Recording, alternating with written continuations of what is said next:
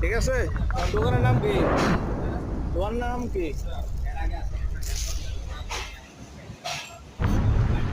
5 টাকার মাল 40 টাকা রাখতেছে এয়ারপোর্টে, বিমানবন্দর, রেলওয়ে স্টেশন,